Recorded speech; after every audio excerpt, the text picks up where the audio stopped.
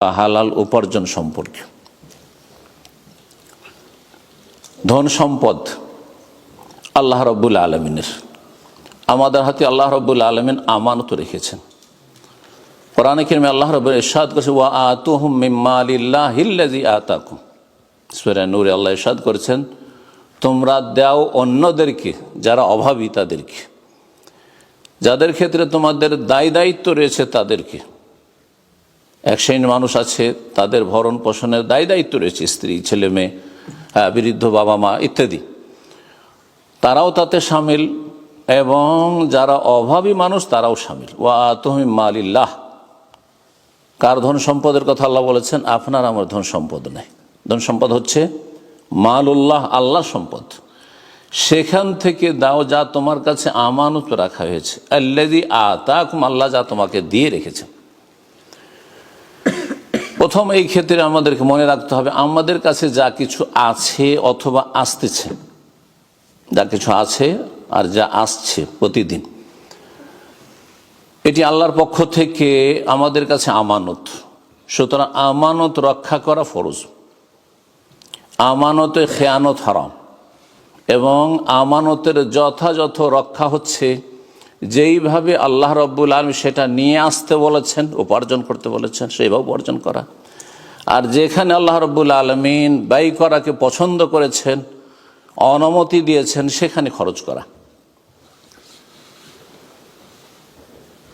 আল্লাহ রাব্বুল আলামিন এই রুজির বিষয়টি, যা আমরা পানাহার করছি অথবা আমরা ব্যবহার করছি, সেটা খাদ্যের আকারে হোক, পানীয়র আকারে হোক, লেবাস পোশাকের আকারে হোক, অথবা অন্যান্য খরচ খরচা হোক না কেন, এসবগুলি রুজিকে সামিল। যদিও রুজি শব্দটির আরবি হচ্ছে রিজক, আর রিজক মানে শুধু টাকা পয়সা নয়। আরবি ভাষায় রিজক মানে শুধু টাকা পয়সা, ধন সম্পদ নয়। রিজক মানে হচ্ছে প্রতিটি মানুষের অংশ, আল হাজ্জু ওয়ান নসিব। আরবি অভিধানে বলা হয়েছে, রিজক বলা হয় প্রত্যেক মানুষের ভাগ্যে আল্লাহ যা জুটিয়েছেন, সেটা টাকা পয়সা, ধন সম্পদ হতে পারে, সেটা আপনার আয়ু হতে পারে, আপনার সুস্থতা হতে পারে, আপনার পরিবার ছেলে মেয়ে হতে পারে, আপনার মালিকানাধীন বা আপনার কাছে যে নিয়ামতগুলি আছে সেগুলি সব, আপনার হায়াত, সবগুলি রিজক। কিন্তু আমরা আমাদের ভাষায় সাধারণত রিজক শব্দটি ব্যবহার করি, যা আমরা খাই, যা আমরা পান করি, যা আমরা ব্যবহার করি, লেবাস পোশাক, খরচ খরচা, যা কিছু করি, যা কিছু আসছে, ধন সম্পদের ক্ষেত্রে এক কথায় এই রিজক হইতে হবে হালাল। এত গুরুত্বপূর্ণ এই বিষয়টি যে আল্লাহ রাব্বুল আলামিন মানুষকে 3 স্তরে ভাগ করেছেন। এক হচ্ছে সমস্ত মানুষ, যাতে মুসলিম অমুসলিম সবাই শামিল। কোরআনে কারিমের কিছু আয়াত রয়েছে যেগুলিতে আল্লাহ রাব্বুল আলামিন সম্বোধন করেছেন সমস্ত মানব সকলকে। ইয়া আইয়ুহান নাস, যে আয়াতটি আমি পাঠ করেছি আজকে সূরা বাকারা থেকে, সেটিতে আল্লাহ সমস্ত মানুষকে সম্বোধন করেছেন, হে মানব সকল। আর একটি সম্বোধন কোরআনে কারিমের ভাষায় রয়েছে বিশেষভাবে আল্লাহর অনুগত বান্দা মুমিন মুমিনাতকে। ইয়া আইয়ুহাল্লাযীনা আমানু, হে মুমিন সকল, হে ইমানদারগণ, হে মুসলিমরা, এভাবে আল্লাহ সম্বোধন করেছে। তৃতীয় আর একটি সম্বোধন আছে, এই দুটো তো অনেকেই শুনেছেন, জানেন, বা অনেকের খেয়ালে আছে, কিন্তু তৃতীয় আর একটি সম্বোধন আছে, বিশেষভাবে বিশিষ্ট ব্যক্তিজনকে আল্লাহ রাব্বুল সম্বোধন করেছে। তা হচ্ছে ইয়া আইয়ুহার রাসূল, হে নবীগণ, হে রসুলগণ। রুজির বিষয়টিতে হালাল খেতে হবে, হারাম বর্জন করতে হবে। এক একটি পয়সা, এক একটা আপনার খাদ্যদ্রব্য, এক একটি দানা, এক একটি ভাত, এক একটি অংশ আপনার রিজিকের, এক একটি পোশাক, এবং তাতে যা কিছু আপনি খরচ করেছেন, সেটা হালাল উপায়ে আসতে হবে, হালাল সম্পদ হইতে হবে, হালাল পয়সা থেকে হইতে হবে, এবং হারাম থেকে পুরোপুরি বাঁচতে হবে। না হলে এর পরিণাম দুনিয়ায় এবং আখেরাতে খুব ভয়াবহ। দুনিয়াতেও পরিণাম খারাপ, কোনো শান্তি নেই। হারাম পয়সা যারা ধনকুব কোনো শান্তিতে নেই, যারা বিভিন্ন রকমভাবে যত রকমের অন্যায় হতে পারে তাদের দ্বারা সম্ভব, পয়সা আসলেই হইল, যারা এইভাবে উপার্জন করেছে তাদের জীবনে কোনো শান্তি নেই। এটা হচ্ছে পার্থিব আযাব। আল্লাহ রাব্বুল আযাব হচ্ছে দুই রকমের, একটা হচ্ছে নগদ আযাব। অনেকেই আছেন হয়তো পরকাল বলে ভয় নেই, কারণ পরকালের সামনে শয়তান একটা যেন প্রাচীর তৈরি করে দিয়েছে, একটা এমন একটা পর্দা লাগিয়ে দিয়েছে যে এই পর্দার আড়ালে পরকাল আখেরাতকে দেখতে পাই না বা দেখার মতো করে বিশ্বাস করি না, পরম্পরা বিশ্বাস করি। জাতিতে মুসলিম, সুতরাং আখেরাত বিশ্বাস করি, জান্নাত বিশ্বাস করি, জাহান্নাম বিশ্বাস করি, কিন্তু সেই অনুযায়ী কাজ করি না। তার মানেই কি? আপনি তো বিশ্বাসের দাবি করছেন যে পরকালের আযাব সাজা শাস্তিতে বিশ্বাসী, পরকালের নিয়ামতে বিশ্বাসী, আল্লাহর কাছে তার প্রতিদান রয়েছে, ভালো মন্দের প্রতিদান রয়েছে, এতে বিশ্বাসী, যাজাই বিশ্বাসী। তাহলে সেই অনুযায়ী আমাদের জীবনযাপন কেন নয়? কেন যেই সব কাজের ওপর, যেই সব পাপের ওপর, যেই সব অন্যায়ের ওপর আল্লাহর আযাব নির্ধারিত রয়েছে কোরআন সুন্নাহয়, সেগুলি সম্পর্কে আমরা সচেতন কেন নয়? এবং যেসব আল্লাহর মহান পুরস্কারের কথা রয়েছে, নিয়ামতের কথা রয়েছে, সেসব বিষয়ের ক্ষেত্রে আমরা কেন কর্মতৎপর নয় যে সেটা হাসিল করতেই হবে, আল্লাহর কাছ থেকে নিতেই হবে? কারণটা হচ্ছে আমরা কিন্তু অস্বীকার করি না। আমাদের মুসলিম সমাজের দুর্বল ইমানেও যারা আছে পরকালকে অবিশ্বাস করে না, পরকাল সম্পর্কে সন্দিহান নয়, আছে কিছু আছে, তারা ইমানের গণ্ডির বাইরে চলে গেছে। কিন্তু যারা ইমানের মধ্যে রয়েছেন, ইসলামের মধ্যে রয়েছেন, এসব বিশ্বাস করা সত্ত্বেও আপনি পরকালের শাস্তি থেকে বাঁচার চেষ্টা করছেন না, পরকালের পাকড়াও থেকে বাঁচার চেষ্টা করছেন না, এবং পরকালে মহাপুরস্কার রয়েছে, অন্যরা এগিয়ে চলে যাচ্ছে সেসব পুরস্কার হাসিলের জন্য, তার জন্য আপনি কেন চেষ্টা করছেন না, কম্পিটিশন করছেন না? এক কথায় শয়তান এমনভাবে একটা আড় তৈরি করে দিয়েছে যে পরকাল বিশ্বাস আছে কিন্তু না দেখার মতো, না বিশ্বাসের মতো, নামকে অস্তে বিশ্বাস করি, কাজে কোনো রকমের তার প্রমাণ পাওয়া যায় না। তো আল্লাহ রাব্বুল আলামিন এই রিজিকের বিষয়টিকে এত গুরুত্ব দিয়েছেন কোরআনে কারীমে। কোরআনে কারীমে রাসূলুল্লাহ সাল্লাল্লাহু আলাইহি ওয়াসাল্লাম হাদিসের কথা পরে আসছে আমি, যে আল্লাহ রাব্বুল আলামিন এই তিন স্তরের মানুষ, আম্বিয়া রসুলগণ মানুষ, সবচেয়ে শ্রেষ্ঠ মানুষ এবং আপন যুগের সবচেয়ে শ্রেষ্ঠ মানুষ, তাদের চাইতে শ্রেষ্ঠ মানুষ কেউ হইতেন না, তাদেরকে আল্লাহ সম্বোধন করেছ হালাল রুজি গ্রহণের তাগিদের ক্ষেত্রে।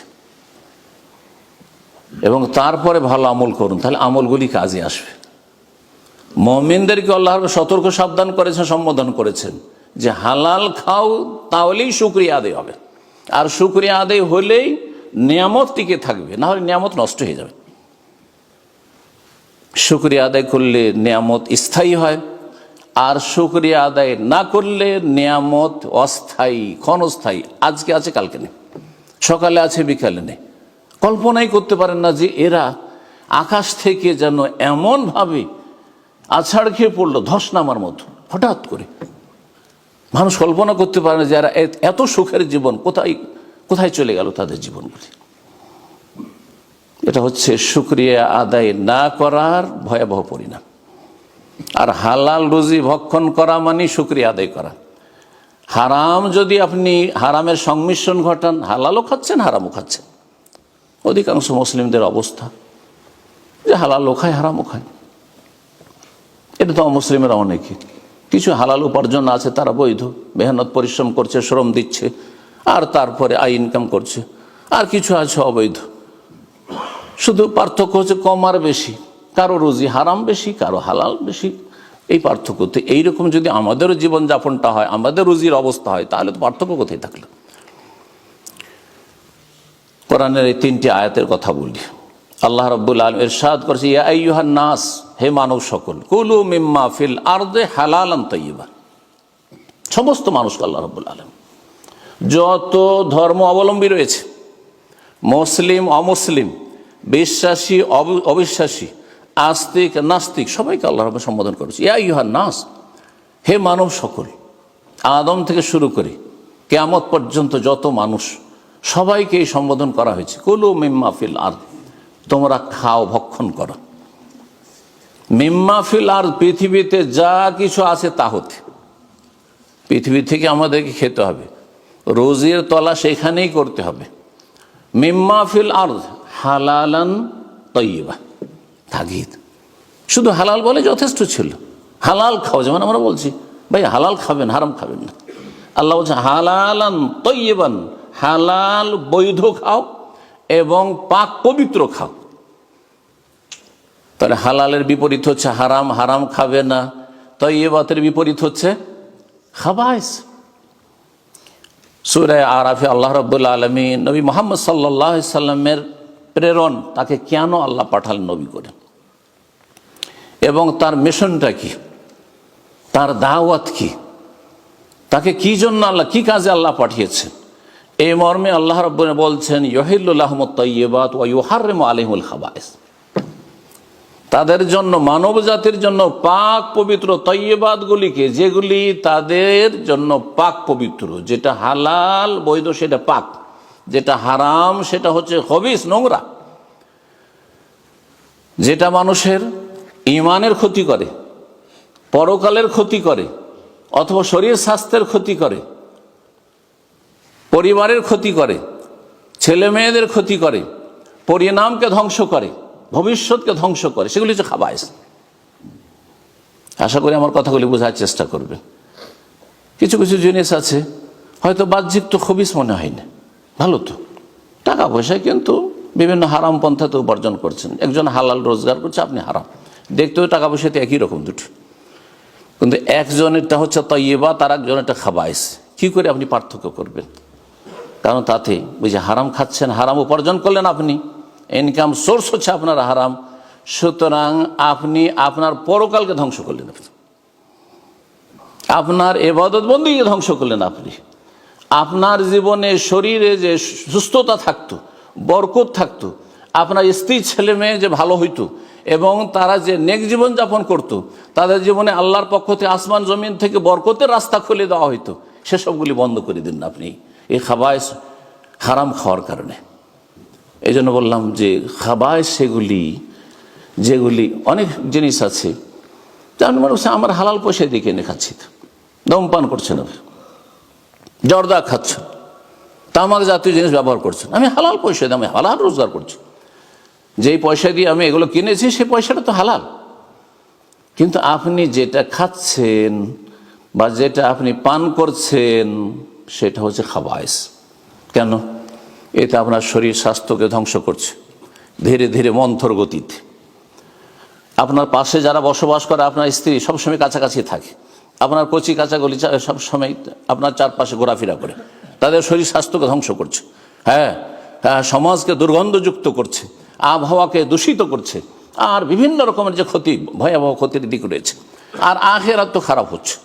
এই হারাম খাওয়ার কারণে হয়তো আপনার দোয়া তো কবুল হচ্ছে না, যে বিষয়গুলো ইনশাআল্লাহ তাআলা আমি আলোচনায় সামনের দিকে হাদিসের আলোকে উল্লেখ করব। চিন্তা করুন তাহলে আপনি, আল্লাহ বলছেন কুলু মিম্মা ফিল আরদি হালালান, হালাল এবং পাক পবিত্র তোমরা খাওয়া দাওয়া করো, আর ওয়ালা তাত্তাবিউ খুতুওয়াতিশ শায়তান, শয়তানের পদাঙ্ক অনুসরণ করিও না, মানে শয়তানের ধাপে ধাপ রাখিও না, শয়তান যেই পথের পথিক সেই পথে চলিও না।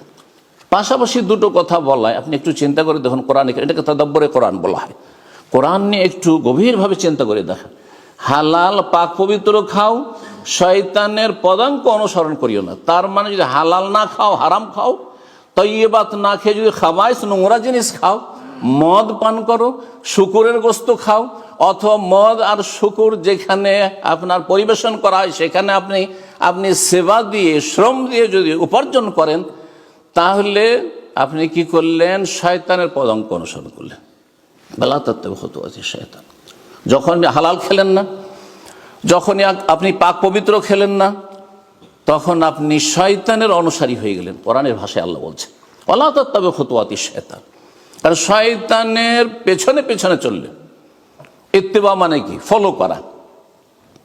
শয়তানের পেছনে পেছনে চললে যত বেশি সময় নিয়ে আর যত বেশি দ্রুত শয়তানের পেছনে ছুটবে, তত বেশি জান্নাত থেকে দূরে হয়ে যাবে, তত বেশি জাহান্নাম থেকে কাছাকাছি হয়ে যাবে। সেটা চিন্তা করুন। তত বেশি আল্লাহ থেকে দূরে হয়ে যাবে। তত বেশি শয়তানের কাছাকাছি হয়ে যাবে। কারণ শয়তানকে ফলো করছেন, সুতরাং শয়তানের কাছাকাছি হবেন আপনি, আল্লাহ থেকে আপনি দূরে হয়ে যাবেন। বাঈদুম মিনাল্লাহ করিবুম মিনাশ শাইতান হয়ে যাবেন আপনি।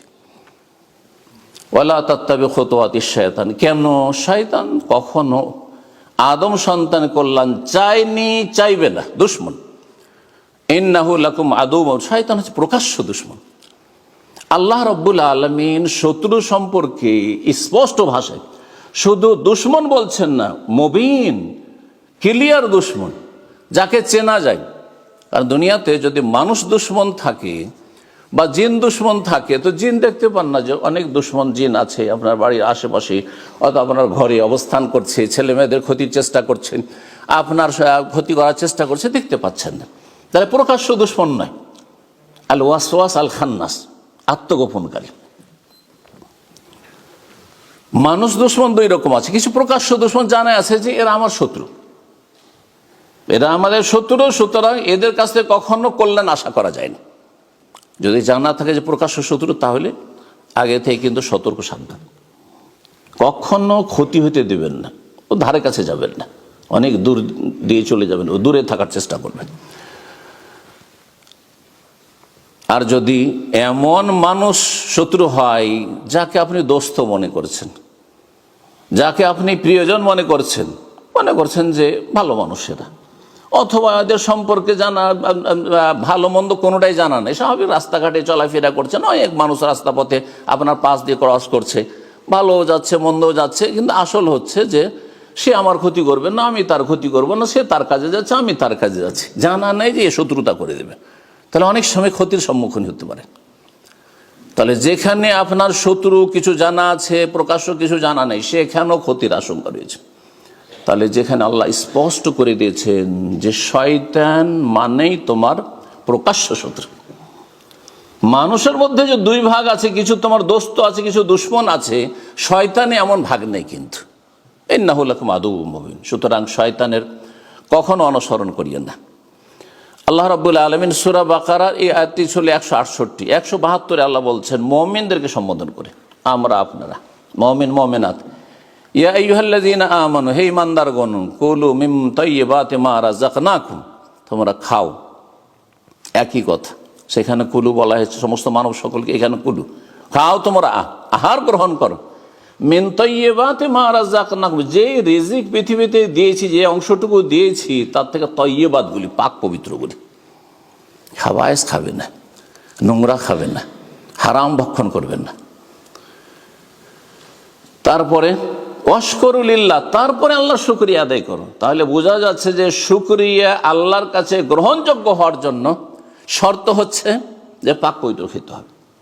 যদি আপনার ইনকাম সোর্স হারাম হয়, আর আপনি খুব 5 ওয়াক্ত নামাজ পড়ছেন, আপনি মসজিদের খেদমত করছেন, আপনি মাশাআল্লাহ আপনার বৃদ্ধ বাবা মাকে দেখাশোনা করছেন, আপনার পরিবারের জন্য আপনি কঠোর পরিশ্রম করে কচি কাচাদেরকে কষ্ট করে মানুষ করছেন আপনি, আর আপনি অনেক দান সাদকা করছেন, অনেক ভাইরা আছেন প্রতি বছর কয়েকটা করে উমরা করছেন, হজও করছেন, মাশাআল্লাহ, এগুলি সব আল্লাহর শুকরিয়া।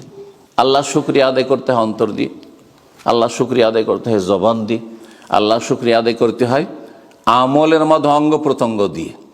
তো সমস্ত আমলগুলি, নেক আমল হচ্ছে আল্লাহর শুকরিয়া, আল্লাহর শুকরিয়া আদায়ের জন্য। এই যে শুকরিয়া আদায় করছি আমরা, এই শুকরিয়া কখন আল্লাহর কাছে মকবুল হবে? যখন মিন তাইয়্যিবাতি মা রাযাকনাকুম, পাক পবিত্র রিজিক ভক্ষণ করবে। ইন কুনতুম ইয়াহু তা'বুদুন, যদি সত্যিকারে তোমরা আল্লাহর বান্দা হয়ে থাকো। সুবহানাল্লাহ, আরো তাকিদ, যদি আপনি, আপনার ছেলেরা বড় হয়েছে, আর তারপরে কোনো বিষয়ে আপনি উপদেশ দেওয়ার জন্য বা তাগিদ করার জন্য বলছেন, তুমি যদি আমার সন্তান হয়ে থাকো তাহলে তুমি এইভাবে চলবে, ভাষাটা দেখেন, বাকভঙ্গিমা, সেই ভাষাতে আল্লাহ বলছেন ইন কুনতুম ইয়াহু তা'বুদুন, যদি তোমরা আল্লাহর সত্যিকারের বান্দা হয়ে থাকো, ইবাদতকে স্বীকার করো যে আল্লাহ তুমি মাবুদ আর আমরা তোমার বান্দা, এটা যদি সত্যিকারের তোমার অন্তরে থাকে, তাহলে কি করবে? হালাল খাবে, আল্লাহর শুকরিয়া আদায় করবে, তাহলে তুমি সফলতা লাভ করবে। আল্লাহ রাব্বুল বুঝার তৌফিক দান করুন। তৃতীয় আয়াত, আল্লাহ রাব্বুল আলামিন ইরশাদ করছেন সে আয়াতে, সূরা মুমিন আয়াত নম্বর 51, ইয়া আইয়ুহার রাসূল, হে রসুলগণ, কুলু মিনাত তাইয়্যিবাত, তাদেরকে আল্লাহ ছাড়েননি যে রসুল আগের পরে তোমাদের সব ভুল ত্রুটি মাফ, সুতরাং যা ইচ্ছা তাই করো। না না, আল্লাহ বলছেন কুলু মিনাত তাইয়্যিবাত, তোমরা পাক পবিত্র খাও, হালাল খাও। দেখেন, মুমিন মুসলিমকে আল্লাহ বলছেন কুলু মিন তাইয়্যিবাতি মা রাযাকনাকুম, আর রসুলদেরকে আল্লাহ বলছেন কুলু মিনাত তাইয়্যিবাত, পাক পবিত্র তোমরা ভক্ষণ করো। তারাও দিনের বিধিবিধান পালনের ঊর্ধ্বে ছিলেন না। অর্থাৎ যেমন আমার আপনার জন্য 5 ওয়াক্ত সালাত ফরজ, ঠিক না? রমজান মাসের সিয়াম ফরজ, যাকাত পয়সা থাকলে, নেশাব থাকলে ফরজ, হজ জীবনে একবার ফরজ যদি পয়সা থেকে আল্লাহর ঘর পর্যন্ত পৌঁছান, হালাল ভক্ষণ করা ফরজ, হারাম থেকে বেঁচে থাকা ফরজ, পাপগুলি পাপ আমাদের জন্য হারাম, এবং নেকির কাজ যেগুলি ওয়াজিব সেগুলি ওয়াজিব, ফরজ ফরজ, সুন্নাত সুন্নাত। ঠিক তেমনি নবী রাসূলের ক্ষেত্রে একই রকমের বিধান প্রযোজ্য, কোনো ব্যতিক্রম নেই। এই বিষয়টিতে একটি আকীদার বিষয় আপনাদেরকে একটু সচেতন করি। আমাদের সমাজে সুফিইজমে যা শিখিয়েছে তা হচ্ছে যে আল্লাহর রাস্তায় মুজাহাদা করতে করতে করতে করতে যারা সুফি সাধক, তারা এমন একটা স্টেজে পৌঁছে যায়, এমন একটা হাই লেভেলে গিয়ে পৌঁছে যায় যে সেখানে গেলে, সেখানে পৌঁছে যাওয়ার পরে আর শরীয়তের তাকালিফ, দায়িত্ব তাদের উপর থাকে না। তখন সব তাদের জন্য মাফ হয়ে যায়। তাদের জন্য আর 5 ওয়াক্ত নামাজ ফরজ থাকে না। হ্যাঁ, এই জন্য তারা নামাজ টামাজ পড়ে না, গাঁজা খায়, কারণ গাঁজা খাওয়া তাদের জন্য হারাম না। আমার জন্য, আপনার জন্য, ওদের জন্য হারাম না, বুঝতে পারছেন? হ্যাঁ, ওদের জন্য ফরজ গোসল টুসুল নেই, আপনার আমার জন্য ফরজ গোসল আছে। হ্যাঁ, ওদের জন্য জুমা জামাত নেই, যার ফলে নামাজ নেই, দিন নেই, কিচ্ছু নেই, জটা বেঁধে আছে, না পাক হয়ে আছে, নোংরা হয়ে আছে, ময়লা আবর্জনায় ভরে আছে। কারণ তারা কি হয়েছে? ফানাফিল্লাহ হয়ে গেছে। ফানাফিল্লাহ, বুঝেন তো? ফানাফিল্লাহ মানে আল্লাহ গিয়ে একাকার হয়ে গেছে, বিলীন হয়ে গেছে। নাউযুবিল্লাহ। সেটা যদি কারো জন্য সম্ভব হইতো তো সর্বপ্রথম এই চান্স কে পেতেন? আপনার ইমানের পরীক্ষা। কোন মানুষ সবচেয়ে শ্রেষ্ঠ মানুষ আপনার কাছে? সাইয়্যিদুল মুরসালিন খাতামুন নবীন মুহাম্মদুর রাসূলুল্লাহ সাল্লাল্লাহু আলাইহি ওয়াসাল্লাম। তার 5 ওয়াক্ত নামাজের কোনো ছিল, ডিসকাউন্ট ছিল যে এখন পড়তে হবে না, আর লাগবে না? হ্যাঁ, যুক্তিতে মুক্তি খুঁজেছেন। তাদের যুক্তি কি জানেন? তাদের যুক্তি হচ্ছে যে আছেন এখন আপনার এখানে হাইট ম্যানচেস্টারে আছেন, যাবেন মক্কা, তাই না? তাহলে কি লাগবে? ফ্লাইটের টিকিট লাগবে, ফ্লাইটে বসতে হবে, ঠিক না?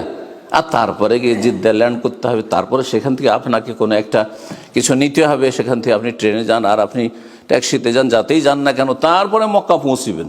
কিন্তু মক্কায় যখন আপনি হারামের গেটে আল্লাহর ঘরে অলরেডি পৌঁছে গেছেন, তখন কি আর বাস ট্রেন কিছু লাগবে না? প্লেনের টিকিট লাগবে? বুঝছেন না? বুঝছেন না? তখন যদি কেউ বলে যে এখন একটা ফ্লাইটের টিকিট লাগবে কারণ আমাকে মক্কা পৌঁছিতে হবে, আল্লাহর ঘর পৌঁছিতে হবে, তো পাগল বলবেন না? দেখেন, পাগল বানিয়ে দিল।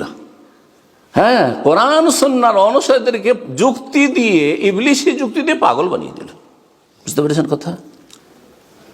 বলছি, এরা রিয়াজত করতে করতে করতে, মুজাহাদা করতে করতে আল্লাহর রাস্তায় এমন মেহনত পরিশ্রম করেছে যে এরা আল্লাহ পর্যন্ত পৌঁছে গেছে। যেমন আপনি কাবা ঘরে পৌঁছে গেছেন, তারপরে যেমন আপনার বাস ট্রেন কিছুই লাগবে না, কোনো কমিউনিকেশন লাগবে না, সোজা ঢুকিয়ে তো পড়েছেন অলরেডি। হ্যাঁ, মানে কাবা ঘরে আপনি ফানা হয়ে গেছেন। ঠিক তেমনি এরা আল্লাহ যখন ফানায় বিলীন হয়ে গেছে, তাহলে আবার এদের জন্য নামাজ রোজার কি প্রয়োজন? নামাজ রোজা হচ্ছে বাস ট্রেন ফ্লাইটের টিকিট, ওই রকম। বুঝতে পেরেছেন কিভাবে মানুষ শয়তান, জিন শয়তান জাহান্নামে নিয়ে যায়? জি, এইরকম যুক্তি কিয়াস তো পেশ করেছিল ইবলিস। ইবলিস যে সেজদা করেনি আদমকে, তো সেও তো যুক্তি পেশ করেছিল, কিন্তু যুক্তিতে মুক্তি হয়েছে না মালাউন হয়ে গেছে? ওয়া ইন্না আলাইকা লানাতি ইলা ইয়াউমিদ্দিন, কিয়ামত পর্যন্ত তোমার উপর লানত। এই জন্য আমলের আগে আকীদা কিবলার মতো সেটা সংশোধন করতে হবে, যেন এই রকমের কোনো ভ্রান্ত কুফরি আকীদা না থাকে। না হলে আপনার নামাজ রোজা আর এই হালাল লুজির এত আলোচনা, আর হালে একটা পয়সার হিসাব করছেন, একটা পয়সা হারাম খাচ্ছেন না, একটা পয়সা হারাম জায়গায় খরচ করছেন না, কোনো কিছু কাজে আসবে না, কোনো কিছু কাজে আসবে না। ওয়াল্লাযীনা কাফারু আমালুহুম কাসারাব, কাফেরদের আমলগুলি কিয়ামতের দিনে মরিচিকার মতো, ওই বালির চরে চিকচিক করে দুপুরবেলা সেই বালিগুলি মনে হয় যে পানি আসলে, তাই না? কিন্তু আসলে পানি নয়, সেগুলো কি বালির চর পড়ে আছে। ঠিক তেমনি হাসরের মাঠে কিছুই পাওয়া যাবে না। বলছিলাম আল্লাহ রাব্বুল ইরশাদ করছেন সমস্ত রসুলকে সম্বোধন করি, ইয়া আইয়ুহা রাসূল কুলু মিনাত তাইয়্যিবাতি ওয়া'মালু সালিহান। মুমিনদেরকে শুকরিয়া আদায় করতে বলেন হালাল খেয়ে, আর নবী রসুলকে বলছেন যে কুলু মিনাত তাইয়্যিবাত, হালাল খাও এবং নেক আমল করো, তাহলে নেক আমল হবে। হারাম খাবে আর হজ করবে, উমরা করবে, নামাজ পড়বে, এসব কাজ হবে না। একদিকে জান্নাতে যাওয়ার কাজ করছো, আরেকদিকে জাহান্নামে যাওয়ার কাজ করছো, সেখানে গিয়ে কিন্তু জান্নাতে যেতে বাধাগ্রস্ত হয়ে যাবে। এই যে দুটো আয়াত, একটি আয়াতে ইমানদারদেরকে আল্লাহ সম্বোধন করেছে, আর একটি আয়াতে রসুলগণকে সম্বোধন করেছে। এই আয়াত সম্পর্কে নবী সাল্লাল্লাহু আলাইহি ওয়াসাল্লাম একটি প্রসিদ্ধ হাদিস রয়েছে, সহিহ মুসলিমের হাদিস। বলছেন রাসূলুল্লাহ সাল্লাল্লাহু আলাইহি ওয়াসাল্লাম, আইয়ুহান নাস, হে মানব সকল, সমস্ত মানুষকে সম্বোধন করছে রাসূলুল্লাহ সাল্লাল্লাহু আলাইহি ওয়াসাল্লাম। আইয়ুহান নাস ইন্নাল্লাহা তাইয়্যিবুন লা ইয়াকবালু ইল্লা তাইয়্যিবান। আল্লাহ হচ্ছেন পাক পবিত্র, আল্লাহ পাক পবিত্র, সুতরাং তিনি পাক পবিত্র ছাড়া অন্য কিছু কবুল করবেন না। তুমি হারাম রোজগার করবে, হারাম ইনকাম করবে, আর সেটা খেয়ে দিয়ে তুমি আল্লাহর কাছে দোয়া করবে, আল্লাহ কবুল করবেন না। হজ করবে হারাম পয়সা দিয়ে, আল্লাহ কবুল করবেন না। উমরা করবে হারাম পয়সা দিয়ে, আল্লাহ কবুল করবেন না। দান সাদকা করবে হারাম পয়সা দিয়ে, যাকাত দিবে হারাম পয়সা থেকে, হারাম দিয়ে আল্লাহর নৈকট্য অর্জন হয় না। মনে রাখবেন, আমাদের কাজই হচ্ছে, আমাদেরকে আল্লাহ সৃষ্টি করেছেন আল্লাহর কাছাকাছি হওয়ার জন্য। আইয়ুহুম আকরাবু, কে কত বেশি আল্লাহর কাছাকাছি হইতে পারে। ওয়া ইয়ারজুনা রাহমাতাহু ওয়া ইয়াখাফুনা আযাবা, কে কত বেশি আল্লাহর রহমতের আশাবাদী হইতে পারে, কে কত বেশি আল্লাহর আযাবকে ভয় করতে পারে। এই হচ্ছে কম্পিটিশন মুসলিম জীবন। সবাই কিন্তু আল্লাহর দিকে আমরা দৌড় দিই, ফাফিরু ইলাল্লাহ, আল্লাহর দিকে দৌড় দিচ্ছি। শুধু আল্লাহর দিকে যখন দৌড় দেবেন, হালাল খেয়ে দৌড় দিতে হবে, হালাল উপার্জন করে দৌড় দিতে হবে, হালাল পোশাক পরে দৌড় দিতে হবে, হ্যাঁ, হালাল পয়সার বাড়ি ঘরে বসবাস করে আল্লাহর দিকে দৌড় দিতে হবে। তাহলে আল্লাহর কুরবত হাসিল হবে, আল্লাহর সান্নিধ্য অর্জন হবে। তো বলছেন রাসূলুল্লাহ সাল্লাল্লাহু আলাইহি ওয়াসাল্লাম, ইন্নাল্লাহা তাইয়্যিবুন লা ইয়াকবালু ইল্লা তাইয়্যিবান ওয়া ইন্নাল্লাহা আমারাল মুমিন বিমা আমারা বিহিল মুরসালিন। আর আল্লাহ রাব্বুল আলামিন মুমিনদেরকে যেই অ্যাড্রেস করেছেন, সম্বোধন করেছেন, সেটাই অ্যাড্রেস করেছেন, সম্বোধন করেছেন রসুলগণকে। কোনো পার্থক্য করেননি যে নবী রসুল মানে তোমাদের সাত খুন মাফ, তোমরা যা ইচ্ছা তাই কর, না, একই রকমের হুকুম আল্লাহ করেছে। ওয়া ইন্নাল্লাহা আমারাল মুমিনিনা বিমা আমারা বিহিল মুরসালিন ফাকালা ইয়া আইয়ুহাল্লাযীনা আমানু কুলু মিন তাইয়্যিবাতি মা রাযাকনাকুম ইয়া আইয়ুহার রাসূলু কুলু মিনাত তাইয়্যিবাতি ওয়া আমালু সালিহান ইন্নী বিমা তা'মালুনা আলিম। তোমরা যা কিছু করছো আমি কিন্তু জানছি। আল্লাহ নবীদেরকে আল্লাহ বলছেন, এটা মনে করিও না যে আমি জানছি না, বা কিছু লুকিয়ে রেখে দিবে, গোপন রেখে দিবে, কিছু হাইড করে দিবে, না। ইন্নী বিমা তা'মালুনা আলিম, যা কিছু হালাল উপার্জন না হারাম উপার্জন মানুষ থেকে লুকিয়ে রাখা যায়, হ্যাঁ, কিন্তু রব থেকে লুকিয়ে রাখা যায় না। সুতরাং তারপরে রাসূলুল্লাহ সাল্লাল্লাহু আলাইহি ওয়াসাল্লাম বলছে সুম্মা যাকারা রাজুলা, একজন মানুষের একটি দৃষ্টান্ত পেশ করছে রাসূলুল্লাহ সাল্লাল্লাহু আলাইহি ওয়াসাল্লাম। ইউতিলুস সাফার, সে দীর্ঘ সময় ধরে সফর, অনেক দূর পর্যন্ত সফর করে। কেন এই সফরের কথা বললেন? যে একজন মানুষ, যেই ব্যক্তি দোয়া কবুলের জন্য বেশ কিছু তার সহযোগী বিষয় রয়েছে, হ্যাঁ, দোয়া কবুলের জন্য তার চান্স, মেলাগুলো চান্স আছে, এতগুলি চান্স থাকা সত্ত্বেও শুধু একটি বাধার কারণে দোয়া কবুল হচ্ছে। বলছেন ইউতিলুস সাফার, ছোট মোটো সফর নাই যে 25-50 কিলোমিটার সফর, হ্যাঁ, 2-4-10,000 মাইলের সফর, হ্যাঁ, 5,000 মাইলের সফর, ইউরোপ থেকে আপনার বাংলাদেশের সফর, ইত্যাদি ইত্যাদি, দূর দূরান্ত পর্যন্ত সফর করছে। আর মুসাফিরের দোয়া কবুল হয়, হাদিস আছে না, দাওয়াতুল মুসাফিরি লা তুরাদ্দু, রাসূলুল্লাহ হাদিস, মুসাফিরের দোয়া আল্লাহর কাছ থেকে রদ হয় না, আল্লাহ কবুল করেন। জি, এই জন্য সফরে বেশি বেশি দোয়া করার চেষ্টা করবেন, কিন্তু দোয়া কবুলে যেন বাধা না থাকে। মূল জায়গায় যদি বাধা থাকে তো সফর করেও কাজ হবে না, সফরে দোয়া করেও কাজ হবে না, আর কদরের রাতে দোয়া করেও কাজ হবে না, তাহাজ্জুদে দোয়া করেও কাজ হবে না, আজান একামতের মাঝখানে দোয়া করেও কাজ হবে না। এগুলি হচ্ছে দোয়া কবুলের চান্সের জায়গা। সময় অথবা স্থান বা অবস্থা। বলছেন যে আশআস আকবার, আর তার চুলগুলি বিক্ষিপ্ত হয়ে আছে।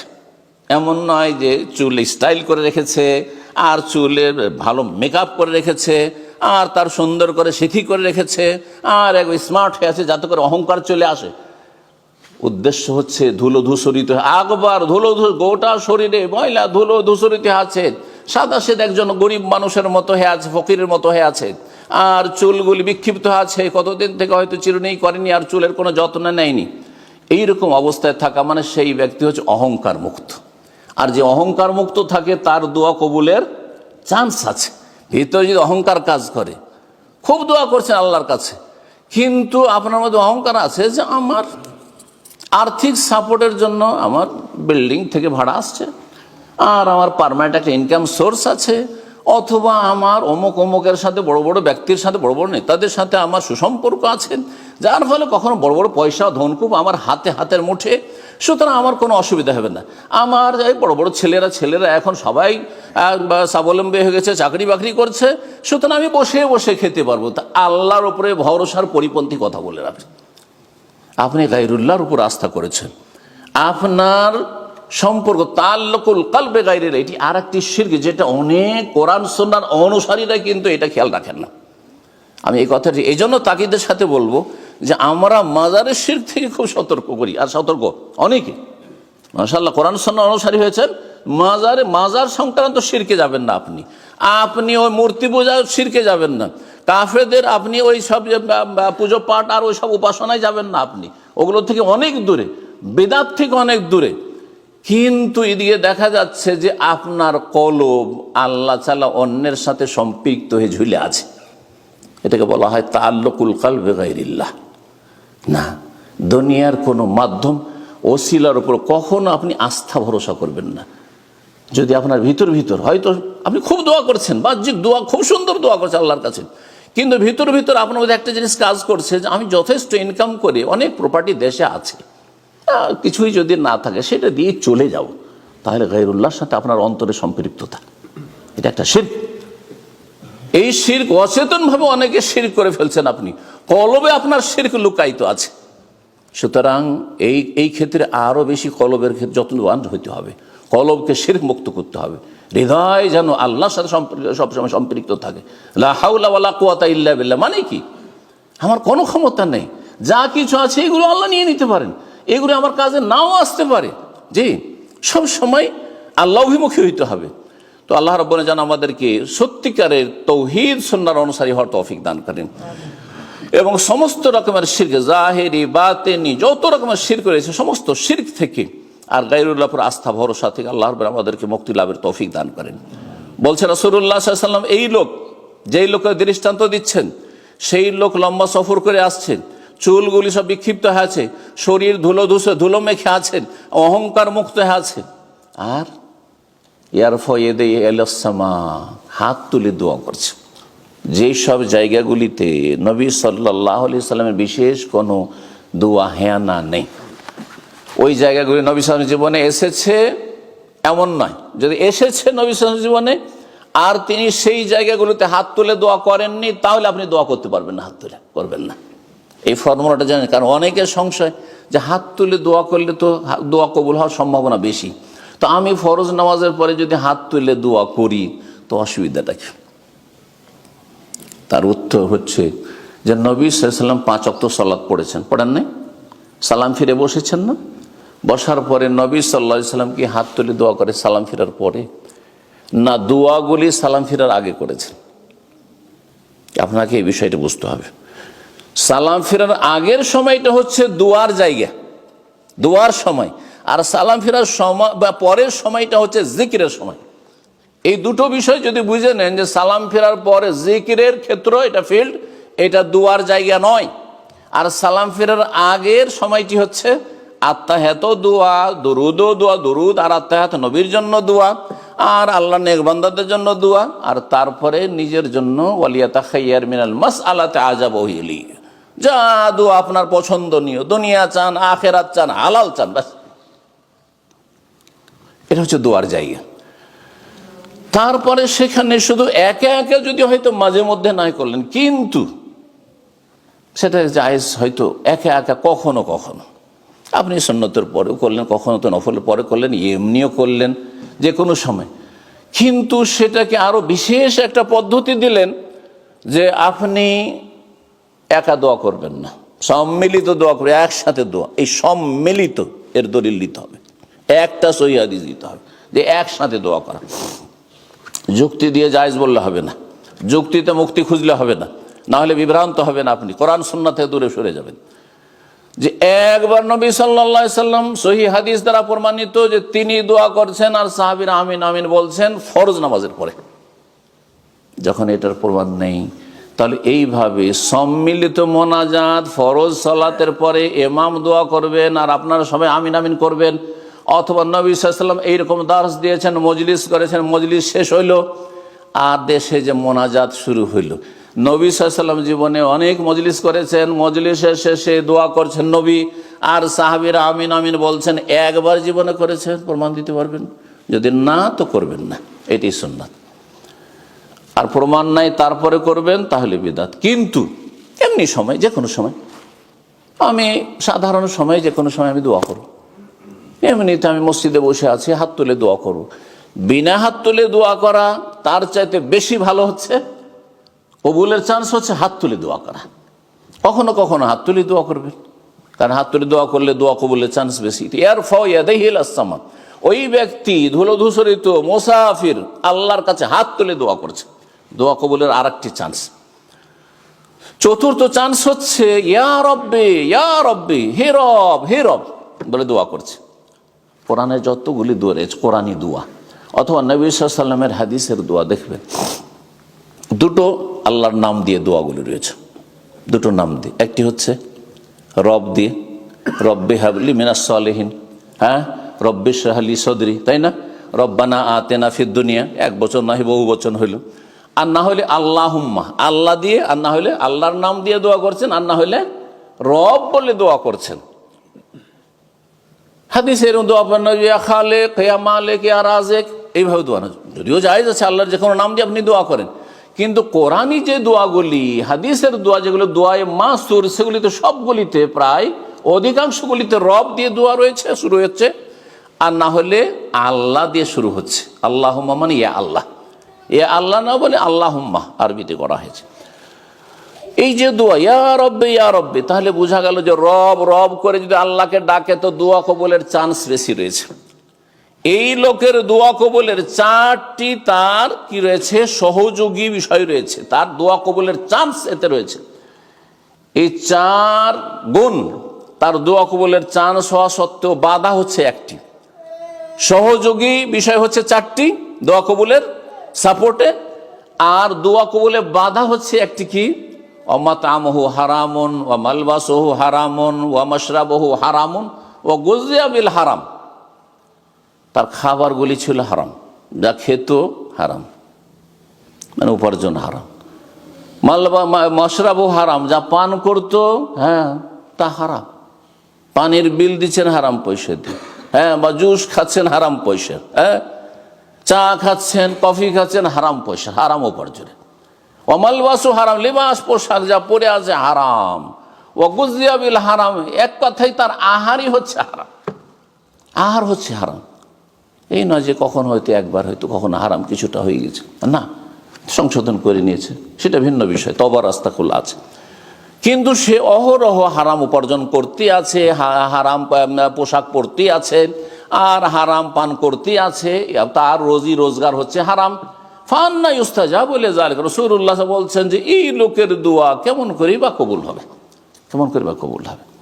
তাহলে চিন্তা করুন, এই হাদিস স্পষ্ট প্রমাণ করে যে দোয়া কবুলে এতগুলি সহযোগী সাপোর্ট থাকা সত্ত্বেও তারপরে একটি বাধার কারণ নেই, যে রিজিক হারাম, সেজন্য দোয়া কবুল হয়নি।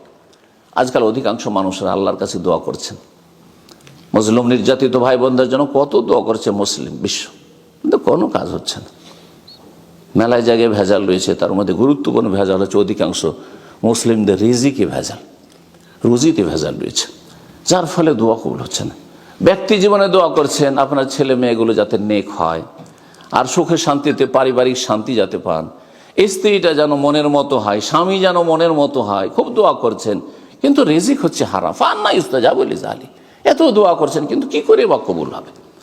ছেলেমেয়েরা যখন ছোট ছিল, কচি কাঁচা ছিল, স্বেচ্ছায় মসজিদে দৌড় দিয়ে চলেছে অনেক ভাইদেরকে। শুধু এখানে না, মুসলিম সমাজে যেখানে আমরা থাকছি সেখানেও দেখছি যে যতদিন পর্যন্ত বাচ্চারা দেখা যাচ্ছে নাবালক, ওই 5 বছর 6 বছর 7 বছর 10 বছর পর্যন্ত বাচ্চারা দৌড় দিয়ে মসজিদে, বাবার আগে মসজিদে, অনেক সময় বাবা নেই কিন্তু বাচ্চারা সব মসজিদে এসে হাজির। কিন্তু যেই সাবালক হলো, যখন আল্লাহ এই সব বাচ্চাদের ওপর সালাত ফরজ করে দিলেন, তখন আর এই বাচ্চাদেরকে খুঁজে পাওয়া যায় না, মসজিদে খুঁজে পাওয়া যায় না। যখন নাবালক ছিল কোরআন মুখস্থ করত, কোরআনের হালাকায় আসতো, আর ইসলামিক ক্লাসগুলি করত। আর তারপরে দেখা যাচ্ছে সাবালক হওয়ার পরে না এলেমের চর্চা, না কোরআন ছুঁয়ে দেখছে, না 5 ওয়াক্ত নামাজ পড়ছে, কোনো কিছু নেই। কারণটা কি? কারণটা হচ্ছে ওমাতামু হারাম, খাবার হারাম। এই বাচ্চাটা যা খেয়েছে, হ্যাঁ, আহার যা বাবা মা দিয়েছে তা হারাম, লেবাস পোশাক যা দিয়েছে তা হারাম, তার লালন পালন হয়েছে হারামের উপার্জন দিয়ে। ফান্না ইস্তাজাবু লিজালিক, দোয়া কবুল হয়নি, ছেলেমেয়েরা নেক হয়নি। আল্লাহ যেন বুঝার তৌফিক দান করেন এবং এইরকম ভয়াবহ পরিণামগুলিতে আল্লাহ বেঁচে থাকার তৌফিক দান করেন। এই ছিল সহিহ মুসলিমের হাদিস। আরেকটি হাদিস আপনাদেরকে বলি, কিয়ামতের দিনে হাশরের মাঠে 5টি প্রশ্ন আল্লাহ রাব্বুল করবেন। প্রশ্ন তো সব বিভিন্ন বিষয় হবে, কিন্তু 5টি নিয়ামত সম্পর্কে প্রশ্ন হবে। ওই হাদিসটিতে রয়েছে, তিরমিজির হাদিস। যে হাদিসটি অনেকে হাসান বলেছেন, আর কেউ কেউ বিষয়টিতে হাদিসটি দুর্বলতার কথা বলেছেন, কিন্তু সেই হাদিসের সমর্থক বেশ কিছু দলিল রয়েছে। সুতরাং এই হাদিস আস্থা করা যেতে পারে। সে হাদিস কি রয়েছে? লান তাজুলা কাদামা আবদিন ইয়াউমাল কিয়ামা হাত্তা ইউসাল আন খামস। আল্লাহর সামনে দণ্ডায়মান হবে প্রতিটি মানুষ, আর অতক্ষণ পর্যন্ত আল্লাহর সামনে থেকে, আল্লাহর দরবার থেকে সরতে পারবে না যতক্ষণ পর্যন্ত 5টি নিয়ামত সম্পর্কে জিজ্ঞাসা না করা হবে। আন উমরিহি ফিমা আফনা, ওয়ান শাবাবিহি ফিমা আবলা, হ্যাঁ, ওয়ান ইলমিহি মাজা আমিলা ফি, ওয়ান মালিহি মিন আইনা ইকতাসাবাহু ওয়া ফিমা আনফাকাহু, ওয়ান উমরিহি, গোটা আয়ু সম্পর্কে, আপনার এজ পুরো 60 বছর 70 বছর দুনিয়াতে বেঁচে ছিলে, কি করেছিলে হিসাব দাও, আল্লাহ হিসাব নেবে। ওয়ান শাবা, বিশেষ করে যৌবন, এই যে ইয়াংদের এই জীবনটা কিভাবে চলছে। কারণ এই যৌবন কালটা যদি নেক হয়ে যায়, যৌবন কালে যদি নিজেকে পাপ থেকে, গুনাহ থেকে বাঁচিয়ে রাখতে পারি আপনার ছেলে মেয়েরা, তাহলে জানতে হবে যে সাকসেস। আর সেটা এই 14 বছর 15 বছর থেকে শুরু করে 25 পর্যন্ত একটা ছেলে মেয়ে যদি নেক থেকে যায়, তো আশা করা যায় তার ক্ষেত্রে ইল্লা মাশাআল্লাহ ব্যতিক্রম হতে পারে। অধিকাংশ ক্ষেত্রে দেখা গেছে যে এই ছেলে মেয়ে আর বিভ্রান্ত হবে না, কারণ এটা ছিল আসল ফিতনার যুগ, আসল ছিল এখানে বিভ্রান্তির যুগ। এখানে শয়তান বড় চান্স নিয়েছে, কিন্তু শয়তান যখন এই সময়টা ব্যর্থ হয়েছে, তার মানে আর চান্স পাবে না ইনশাআল্লাহ। ওয়ান শাবাব, যৌবন কাল সম্পর্কে জিজ্ঞাসা করা, ফিমা বলো, কোথায় সেটা ক্ষয় করেছিলি। ওয়ান ইলমিহি, আর এলেম সম্পর্কে জ্ঞান, ইসলাম সম্পর্কে কতটা নলেজ হাসিল করেছিলে। মাজা আমেলা ফি, কি আমল করে। প্রথম কথা, এলেম ছিল কি ছিল না, ইসলামের রুকুন জানে না, ইমানের রুকুন জানে না, ইমানের খুঁটি কয়টি, ইসলামের খুঁটি কয়টি, আর তারপরে তৌহিদ কাকে বলে তাই জানে না, শিরক কাকে বলে তাই জানে না। যখন জানাই না যে এগুলো শিরক, হ্যাঁ, তাহলে শিরক থেকে বাঁচবে কি করে। জানাই না যে এগুলি বিদাত, তাহলে বিদাত থেকে বাঁচবে কি করে। জানেই না যে সব ফরজ, তাহলে ফরজ আদায় করবে কি করে। জানে না যে সব হারাম, তো হারাম থেকে বাঁচবে কি করে। জিজ্ঞাসা করা। ওয়ান ইলমিহি, ইলম সম্পর্কে, দিন সম্পর্কে কতটা নলেজ ছিল যা ফরজ করা হয়েছিল। মাজা আমেলা ফি, জানার পরে কতটা আমল করেছিল, ফরজ ওয়াজিব আদায় করেছিলে কিনা, হারাম নাজায়েজ থেকে বেঁচেছিলে কিনা। শেষ প্রশ্ন, একটি বিষয় সম্পর্কে কিন্তু 2টো প্রশ্ন, এই দিয়ে 5 হবে।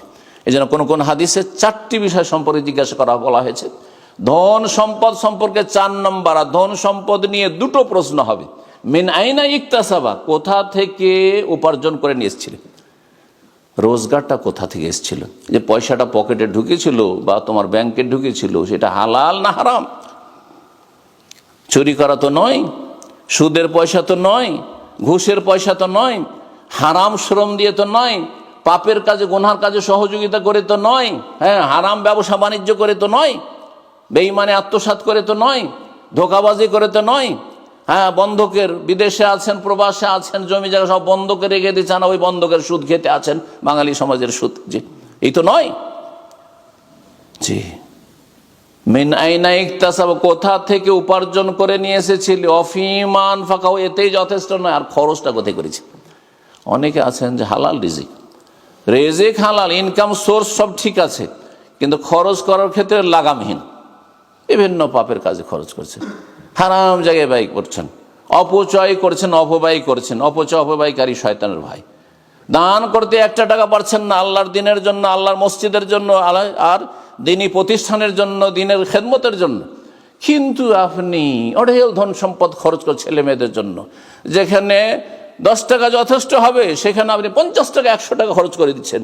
প্রতি বছর ছেলে মেয়েদেরকে বিভিন্ন দেশে ট্যুরে যাবেন। হ্যাঁ, এখানে বেশ কিছু ভাই বোনদের সাথে সম্পর্ক থাকার কারণে জানছি যে পশ্চিমা দেশে পাশাপাশি বসবাসে একটা মানুষের উপরে প্রভাব পড়ে। ছেলে মেয়েদেরকে বিনোদন দেওয়ার জন্য বিভিন্ন দেশে ঘুরতে যাওয়া। ভাই, আল্লাহর ওয়াস্তে আল্লাহর ঘরে যান। এই ট্যুরটা যদি আল্লাহর ঘরে যেন মক্কা মদিনার জন্য হয়, তাহলে আপনার দুনিয়াও সুন্দর হয়ে যাবে, দিনও সুন্দর হয়ে যাবে। তা না করে কেউ যাচ্ছেন পশ্চিমে, কেউ যাচ্ছেন পূর্বে, কেউ যাচ্ছেন উত্তরে, কেউ যাচ্ছেন দক্ষিণে, আর যাচ্ছেন ওইভাবে যেভাবে অমুসলিমরা খরচ করে আসে সেইভাবে আপনি ছেলে মেয়ে নিয়ে অঢেল ধন সম্পদ, আপনি হাজার হাজার টাকা খরচ করে চলে আসলেন, হাজার হাজার পাউন্ড খরচ করে চলে আসলেন। কিন্তু আপনাকে যদি বলা হয় যে 100-200 পাউন্ড আল্লাহর রাস্তায় আল্লাহর দিনের জন্য খরচ করেন, ভাই পয়সা নেই, সব অভাব, জি, সব শেষ হয়ে গেছে, অপচয় করেছেন, হিসাব দিতে হবে। অফিমান ফাঁকা, কোথায় খরচ করেছিলেন?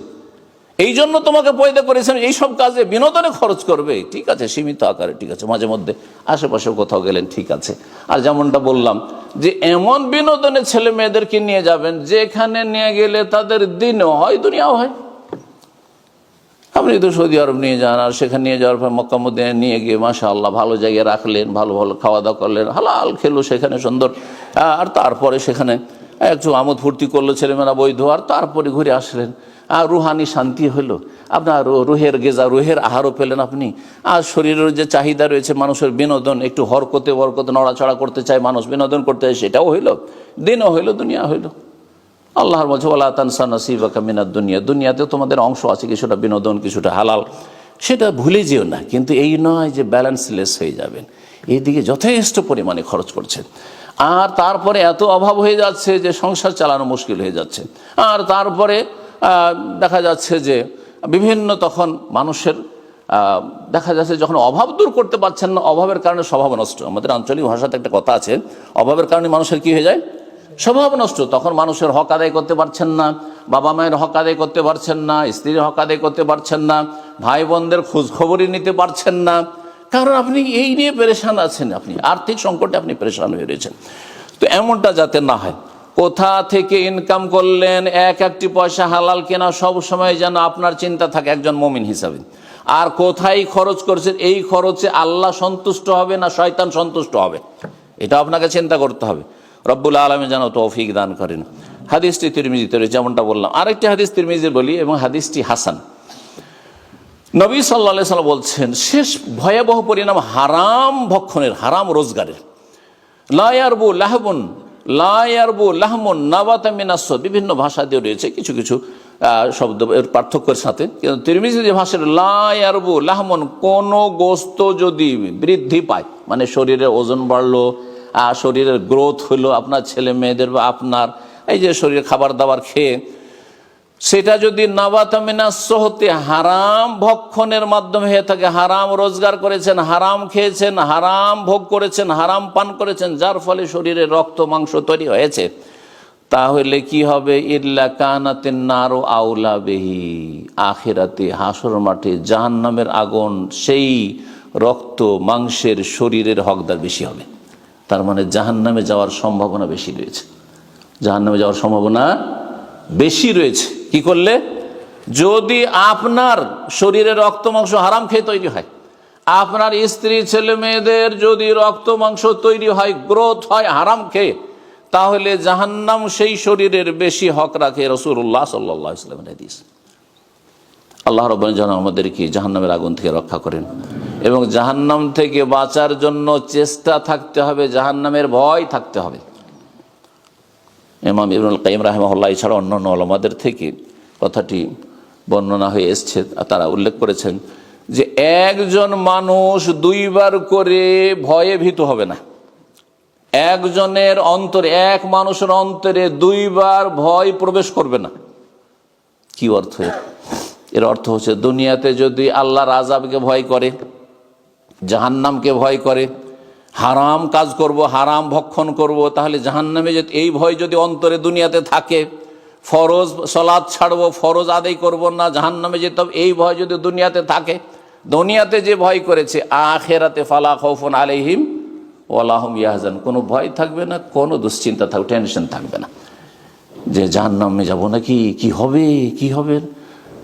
আল্লাহর ফেরেশতারা বলবেন মরণের সময়, এই আয়াতের তাফসীরে বলা আছে ইনদাল মউত, যখন মরণের মুহূর্ত ঘনিয়ে আসে, মালাকুল মউত যখন রূহ কবজ করে নিয়ে যায়, সেই সময়ে ফেরেশতারা আশ্বস্ত করবেন।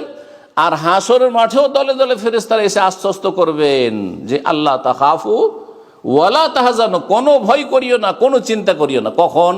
যখন দুনিয়াতে ফাআম্মা মান খাফা মাকাম রাব্বিহি ওয়া নাহান নাফসা আনিল হাওয়া, রবের সামনে দাঁড়াইতে হবে, এই কথাকে ভয় করলো এবং নিজেকে পাপাচার থেকে দূরে রাখলো, কুপ্রবৃত্তির অনুসরণ থেকে, শাহওয়াত থেকে, নিজের খেয়াল খুশি মনের কামনা বাসনা পূরণ করা, নাজায়েজ কামনা বাসনা পূরণ করা থেকে নিজেকে বাঁচিয়ে রাখলো। এটা যদি করতে পারেন তাহলে আখিরাতে কোনো ভয় থাকবে না। আর দুনিয়া যদি নির্ভীক হয়ে যান, দুনিয়াতে কোনো ভয় নেই, নির্দ্বিধায় 5 ওয়াক্ত নামাজ ছাড়ছেন, পড়ছেন না, কোনো ভয় নেই, হারাম খাচ্ছেন, কোনো ভয় নেই, ছেলে মেয়েরা যে চলে গেল জাহান্নামের পথে চলে গেল, কোনো ভয় না যে এগুলো কি জবাব দিবে, আমানতের কি জবাব দিব, ইমান ইসলামী তরবিয়তের আমি চেষ্টাই করলাম না। একা বাস করলেন, মুসলিম সমাজে বাস করলেন না, যেখানে অমুসলিম দেশে বাস করছেন, ভালো করে যেখানে মুসলিমরা সংখ্যালঘু, সেখানে মুসলিমদের উচিত হবে এক জায়গায় একত্রিত হয়ে যাওয়া। যেখানে মুসলিম ভাইরা বসবাস করে, যেখানে একটি মসজিদ আছে, যেখানে একটি ইসলামী প্রতিষ্ঠান আছে, যেখানে দিন শিক্ষার ব্যবস্থা আছে, সেখানে সবাই জমা হয়ে যেতে হবে। এটা একটি হিজরত, এটা একটি হিজরত। আর আপনি একাই থাকবেন, চারিদিকে কোনো মসজিদ নেই, কোনো শিক্ষার ব্যবস্থা নেই, আর কোনো রকমের সেখানে জুমা পড়ার জন্য আপনাকে 10 কিলোমিটার যেতে হবে, 5 ওয়াক্ত নামাজের জন্য কোনো মসজিদের ব্যবস্থা নেই, আর সেখানে ঘরেই নামাজ পড়ছেন, কয়েকদিন ঘরে নামাজ পড়ার পরে শয়তান গ্রাস করবে, শয়তানের আধিপত্য কায়েম হয়ে যাবে, ইস্তাহওয়াজা আলিহিমুশ শয়তান। তারপর যেহেতু জামাত কায়েম হয় না, সেজন্য তখন নিজেই বেনামাজি হয়ে যাবে, মানে ছেলে মেয়েরা তো বেনামাজি বেদিন হবে। এই জন্য যেখানে প্রতিকূল অবস্থায় বসবাস করছেন মুসলিম সমাজে, সেখানে এই বিষয়টি অবশ্যই খেয়াল রাখতে হবে।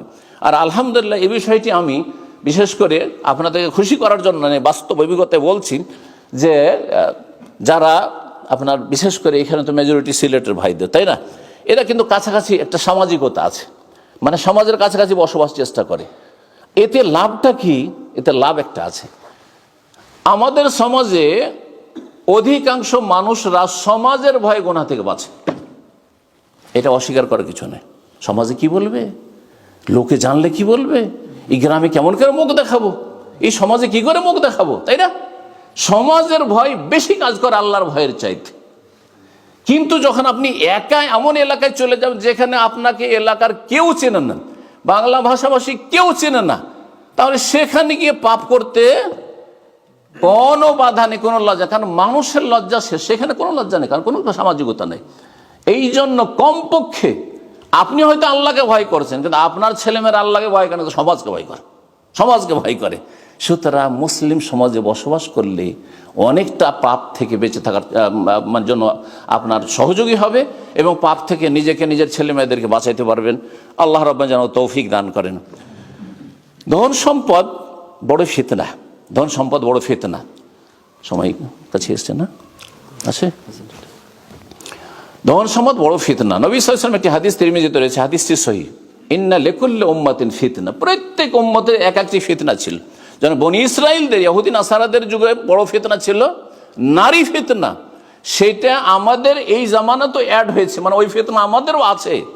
আর অতিরিক্ত আরেকটি ফিতনা আমাদের হচ্ছে কি, অফিতনা তো উম্মতি আলমাল, আমার উম্মতের বড় ফিতনা হচ্ছে পয়সার ফিতনা, পয়সা ইনকাম করার ফিতনা, পয়সার লোভ লালসার ফিতনা, পয়সার জন্য খুন করা, পয়সার জন্য জুলুম অত্যাচার করা, পয়সার জন্য গুম করা, আর পয়সার জন্য বেঈমানি আত্মসাৎ করা, পয়সার জন্য মানুষের হক নষ্ট করা, পয়সার জন্য আত্মীয়তার সম্পর্ক বিচ্ছিন্ন করা, পয়সার জন্য দোস্তি, পয়সার জন্য দুশ্মনী, লিকুল্লি উম্মাতিন ফিতনা ও ফিতনাতু উম্মতি আল মাল, প্রত্যেক উম্মতের একটি ফিতনা রয়েছে, আর আমার উম্মতের বড় ফিতনা হচ্ছে পয়সা। সুতরাং পয়সার ফিতনা থেকে বাঁচতে হবে। রব্বুল আলামিন যেন তৌফিক দান করেন। পয়সার অভাব হওয়া ফিতনা, আর পয়সা যখন আল্লাহ দিলেন সেটা যে যথাযথ যেখানে খরচ করতে হবে সেটা যদি না করেন সেখানেও ফিতনার বিষয়। এই ফিতনা থেকে, ফিতনা মানে পরীক্ষায়, এই পরীক্ষায় আপনাকে উত্তীর্ণ হতে হবে, সফল হইতে হবে। এবং যদি পয়সার ক্ষেত্রে লাগামহীন হয়ে যান, হালাল হোক হারাম হোক পয়সা আসলেই হইল, তাহলে এক বড় ফিতনা। তারপরে শেষখানে যে বিষয়গুলি বলবো সেটা হচ্ছে যে হালাল রিজিক খাচ্ছেন, তার মানে আপনি আল্লাহর শুকরিয়া আদায় করছেন। হালাল রিজিক খাচ্ছেন, হালাল হারামের আপনি পার্থক্য করছেন, তার মানে আল্লাহর এটি একটি শুকরিয়া যে আল্লাহ, দুনিয়াতে তো অনেক কিছু আছে, অনেকে লোভ সামলাতে পারছে না, কারণ হালালের রাস্তা সংকুচিত, হালালের রাস্তা, হালাল রুজির রাস্তা সংকীর্ণ, একবার চিপা রাস্তা, সংকীর্ণ রাস্তা। কিন্তু হারামের রাস্তা একবার ওপেন। হারাম রোজগার করেন আপনি, মানে যা ইচ্ছা তাই, আপনি রাতারাতি বড় লোক হয়ে যাচ্ছে। এখানে বড় যে ফিতনার বিষয় রয়েছে, এখানে যখন আপনি হালাল আপনি উপার্জন করবেন, তার মানে আল্লাহর আপনি শুকরগুজার বান্দা। আপনি আল্লাহ রাব্বুল আলামিন যে প্রতিটি নিয়ামতে তার হক রেখেছেন। শরীরের হক আদায় করার জন্য 5 ওয়াক্ত সালাত পড়বেন, শরীরের হক আদায় করার জন্য আপনি রমজান মাসের সিয়াম রোজা রাখবেন, মাঝে মাঝে সুন্নত নফলও রাখছেন। শরীরের হক আদায় করার জন্য আরও ইবাদত বন্দেগী, যে অঙ্গ প্রত্যঙ্গের ইবাদত বন্দেগী রয়েছে, হ্যাঁ ফরজ নফল তা আদায় করছেন। এইরকমই ধন সম্পদের যে নিয়ামত রয়েছে তার হক আদায় করার জন্য আপনি কি করবেন? জাকাত দেবেন আপনি। সুতরাং জাকাত না দিলেও কিন্তু রুজি হারাম হয়ে যায়। অনেকে আছেন হয়তো রোজগার সব ঠিক আছে, ইনকাম সোর্স, ব্যবসা, হালাল ব্যবসা চলছে, হালাল প্রতিষ্ঠান চলছে, ইনকাম হচ্ছে হালাল, কিন্তু প্রতি বছরে আপনার হয়তো 1 লক্ষ টাকা হয়তো আপনার জাকাত বেরোবে। সেখান থেকে যাদের অল্প স্বল্প জাকাত বেরোয় ওরাকে আমি জানি যে মোটামুটি জাকাতটা বের করে দেয়, কিন্তু যাদের কোটি কোটি টাকা জাকাত বেরোয় অধিকাংশ কিন্তু ঠিকভাবে জাকাত বের করে না। এরা অল্প কিছু দান করে 2-4-5 লাখ টাকা দান করে দিল, 1 কোটি টাকা জাকাত বেরোবে, তার মধ্যে 2-4-5 লাখ টাকা দান করে দিল, আর তারপরে সমাজকে বলে আর আত্মীয় স্বজনদের বলে যে আমি যথেষ্ট জাকাত দিয়ে দিচ্ছি, কিন্তু মোটেই হিসাব করে না, ফেসে যাবে। এবং এতে কি হবে যে রুজি, হালাল রুজিটা হারাম হয়ে গেল। এই যে জাকাতের সম্পদটি আপনার ছিল না, বরং এটি হচ্ছে যাদের হক আল্লাহ সেখানে ভাগ বন্টন করে দিয়েছেন, তাদের হক ছিল। এটা আল্লাহ রাব্বুল আলামিনের হক, তাতে সাব্যস্ত আল্লাহ নিয়ে তাদেরকে দিতে বলছেন। মারুল্লাহ, আল্লাহ ধন সম্পদ দিতে বলছেন। ফাইন্না যাকাত হাক্কুল মাল। আবু বকর সিদ্দিক রাদিয়াল্লাহু তাআলা আনহু যখন নবী সাল্লাল্লাহু আলাইহি ওয়াসাল্লাম ইন্তেকালের পরে প্রথম খলিফা হলেন, কিছু বেদুইন যারা ছিল তারা যাকাত অস্বীকার করল। তাদের কিছু সংশয় ছিল, খোঁড়া যুক্তি ছিল। আল্লাহ সূরা তওবাতে বলছেন, নবীকে সম্বোধন করেছেন এক বচন দিয়ে, খুয মিন আমওয়ালিহিম সাদাকা, হে নবী তুমি তাদের যাকাত নাও। নবী ছিল তখন দিয়েছি, কারণ আল্লাহ কোরআনে বলছেন নবীকে বলেছেন তুমি যাকাত নাও, খলিফাকে নেওয়ার আছে, আবু বকরকে কেন যাকাত দেব না যাকাত। বড়ই পরীক্ষার বিষয়। খেলাফত প্রথম নবী সাল্লাল্লাহু আলাইহি ওয়াসাল্লাম ইন্তেকাল, এক ধাক্কা লেগেছে, আর নতুন খলিফা হয়েছেন, এখন নানা রকমের সমস্যা রয়েছে। আর এই সমস্যা যদি এইরকম একটা বড় শত্রু তৈরি হয়ে যায়, বড়ই কঠিন পরীক্ষার বিষয় ছিল। আবু বকর সিদ্দিক রাদিয়াল্লাহু এত শক্ত ভূমিকা সেখানে পালন করলেন। ওমর রাদিয়াল্লাহু তাআলার প্রথম সংশয় ছিল যে কেমন করে এদের বিরুদ্ধে আমরা অ্যাকশন নেব। তখন তিনি বলেছিলেন, শোনো, প্রত্যেকটি নিয়ামতের হক রয়েছে, ওয়া ইন্না যাকাতা হাক্কুল মাল, যাকাত হচ্ছে ধন সম্পদ পয়সার হক। এই হক যদি আদায় না করে তো নবী সাল্লাল্লাহু আলাইহি ওয়াসাল্লাম ইল্লা বিহাক্কিল ইসলাম, ইসলামের হক নষ্ট করলে খবর আছে, ইসলামের হক নষ্ট করলে তার জন্য পানিশমেন্ট রয়েছে, তার জন্য অ্যাকশন নিতে হবে। তখন ওমর রাদিয়াল্লাহু বলছেন, আমার অন্তরটাকে আল্লাহ খুলে দিলেন আবু বকরের কথা বুঝার জন্য। বুঝে নেওয়ার পরে আমি তার সাথে একমত হইলাম। সুতরাং যেসব ভাইরা যাকাত দেওয়ায় কমতি করছেন, ঘাটতি করছেন, তাদের রিজিক হারাম হয়ে যাচ্ছে, তাদের রিজিক হারাম হয়েছে। সতর্ক সাবধান, ঠিকভাবে যাকাত দেবেন। ধন সম্পদের ক্ষেত্রে আর একটি বিষয় মনে রাখবেন যে ধন সম্পদকে আল্লাহর সন্তুষ্টির কাজে যত বেশি খরচ করবেন তত বেশি বরকত নেমে আসবে। আপনি আল্লাহর এই নিয়ামতকে যত বেশি আল্লাহর সন্তুষ্টির কাজে লাগাবেন, মানে যেই কাজটা করলে আল্লাহ বেশি খুশি হবেন, আল্লাহ রাজি হবে, ওই কাজ করবেন আপনি। প্রথম আপনার স্ত্রী ছেলেমেয়ের ভরণ পোষণের দায়িত্ব পালন করার পর, এটা আগে, এটা প্রথম। আর তারপরে দেখবেন যে কোনখানের খরচ করলে আল্লাহ রাজি হবেন, আর কোনখানে খরচ করলে হয়তো জায়েজ কিন্তু আল্লাহ এতে রাজি হবেন না। তাহলে আপনি সেটাকে অ্যাভয়েড করে ওইখানে খরচ করবেন যেখানে খরচ করলে আল্লাহ রাজি হন। ধরেন আপনি 50টা পাউন্ড খরচ করবেন, আপনি যাবেন একটু বাজারে গেলেন, আর ফাস্ট ফুড এই সেই করে একটু, ওই যেটা বাসায় খাবার ছিল হয়তো চলতো, কিন্তু আপনি আলতু ফালতু খরচ করে চলে আসলেন, বা কিন্তু হালাল জিনিসই খাওয়াইলেন ছেলে মেয়েকে, অথবা হালাল কিছু করলে অতিরিক্ত খরচ করে, এটা না করলেও চলতো, এটা না করলেও চলতো। এতে আল্লাহ রাজি হবেন না, কিন্তু আল্লাহ আযাব হয়তো দেবেন না, কারণ আপনার ততটা ক্ষমতা আছে খরচ করার, হ্যাঁ, অপচয়ের পর্যায়ে চলে যায়নি, কিন্তু এতে আল্লাহকে আপনি রাজি করতে পারলেন না। পক্ষান্তরে এই 10-20টা পাউন্ড বা যা কিছু খরচ করলেন, সেটা যদি আল্লাহর সন্তুষ্টির জন্য, আল্লাহর দিনের জন্য খরচ করতেন, একটা এতিমের জন্য খরচ করেন, একটা বিধবার জন্য খরচ করেন, একটি মসজিদের জন্য খরচ করেন, একটি ইসলামিক প্রতিষ্ঠানের জন্য খরচ করেন, একটি দাওয়াত সেন্টারের জন্য খরচ করেন, একটা ইসলামিক মাদ্রাসার জন্য খরচ করেন, যে এক কথায় আল্লাহর সন্তুষ্টির কাজে যদি আপনি খরচ করেন, তাহলে দেখবেন যে আল্লাহর পক্ষ থেকে বরকত নেমে এসছে আপনার রুজিতে। রব্বুল আলামিন যেন তৌফিক দান করেন। ধন সম্পদ কে চাই না যে আমার কাছে স্থায়ী হোক, আমার টাকা পয়সা যা কিছু উপার্জন করলাম এটা যাতে করে আমার ছেলেমেয়েরা ভোগ করতে পারে, প্রত্যেক আমরা কিন্তু চাই। যারা আল্লাহওয়ালা তারাও চায়, যারা দুনিয়াদার তারাও চায়। কিন্তু চাইলেই শুধু হবে না, চাওয়ার অনুযায়ী কাজ করতে হবে। যদি আপনি চান যে আপনার এই উপার্জন করা টাকা পয়সা যা সম্পদ আমিও যেন ঠিকভাবে ভোগ করতে পারি, এটা যেন হাসপাতাল ভোগ না করে। এমন মারাত্মক আল্লাহ দিয়ে দিলেন রোগ যে সব টাকা চলে গেল হাসপাতালে খরচ হয়ে গেল, চিকিৎসায় খরচ হয়ে গেল। এমন আল্লাহর পক্ষ থেকে বালা মুসিবত আসে যে সব টাকা কোথায় যে চলে গেল আর খুঁজে পাচ্ছেন না। এমনটা যাতে না হয়, যদি এটা চান, তাহলে আপনি আল্লাহর শুকরিয়া আদায় করবেন। শুকরিয়া আদায় করলে, নেয়ামতের শুকরিয়া আদায় করলে, ইন শাকারতুম লাযিদান্নাকুম, আল্লাহ আরও বাড়িয়ে দেবেন এবং স্থায়ী করবেন। রব্বুল আলামিন যেন তৌফিক দান করেন। জীবনে যদি বরকত চান, নিজের শরীরের সুস্থতা চান, ছেলেমেয়েরা সুস্থ থাক, স্ত্রী সুখে শান্তিতে থাক, মানসিক শান্তি, শারীরিক শান্তি থাক, পারিবারিক শান্তি থাক, যাতে করে আর্থিক দিক থেকে কোনো রকমের টেনশন না হয়, এইসব যদি চান, তাহলে আপনি হালাল উপার্জন করবেন এবং হালাল জায়গায় খরচ করবেন। দেখবেন যে বরকত চলে আসবে চারদিক থেকে। বরকত চোখে দেখা যায় না, বরকত বাসার দিয়ে দেখা যায় না, বসিরাত দিয়ে দেখা যায়। আরবিতে দুটো ভাষা আছে, বসিরাত মানে হচ্ছে অন্তর্দৃষ্টি। হ্যাঁ, আমি এটা মনে করি, মানে কি যে অন্তর দিয়ে দেখছেন আপনি, তাহলে অন্তর্দৃষ্টি এই চোখের চাইতে বেশি শক্তিশালী। কিন্তু চোখ অনেক সময় অবিচার করে দেয়, কিন্তু অন্তর্দৃষ্টি দিয়ে যারা দেখে, এটা হচ্ছে বিবেক। বিবেকে বাধা দেওয়ার কথাটা আমরা বলি, এটা বিবেকে বাধা দিচ্ছে। ইসলাম হয়তো মানে না, কিন্তু এটা আমার বিবেক মেনে নিতে পারছে না, এটা সুস্থ মস্তিষ্ক বা এটা মেনে নিতে পারছে না, এটা আমার যেন মনে এটাকে মানে এটা মেনে নিতে পারছে, মন থেকে আমি মেনে নিতে পারছি না। এই তো যে কথাটাই বলছিলাম, যে যদি আপনি মানসিক, শারীরিক, পারিবারিক সব দিক থেকে শান্তি চান আর বরকত চান, বরকত চোখে দেখা যায় না, এই দৃষ্টি শক্তি দেখতে পায় না, অন্তর দিয়ে দেখতে পাওয়া যায়। দেখা যাচ্ছে যে অল্প আপনার উপার্জন ছিল, অল্প উপার্জন, কিন্তু ওতে মাশাআল্লাহ আপনার স্ত্রী খুব সুখে, হ্যাঁ, কোনো অবাধ্যতা তার মধ্যে, নাফরমানি নেই, আর কোনো অশান্তি করে না বাড়িতে। আর তারপর আপনার ছেলে মেয়েগুলো মাশাআল্লাহ খুব নেক হয়ে উঠে গেল, খুব সহজে নেক জীবন হয়ে গেল, নামাজি হয়ে গেল, দিনদার হয়ে গেল, আর সেগুলি তাড়াতাড়ি উন্নতি করলো, আর তারা ভালো কাজে লেগে গেল। তারপরে আপনার যে এমন একটা বয়স আসতে, যে সময় আপনি হয়তো আর কাজকর্ম করতে পারছেন না মানসিক শারীরিক দিক থেকে, তখন পাশে এসে দাঁড়িয়ে গেল।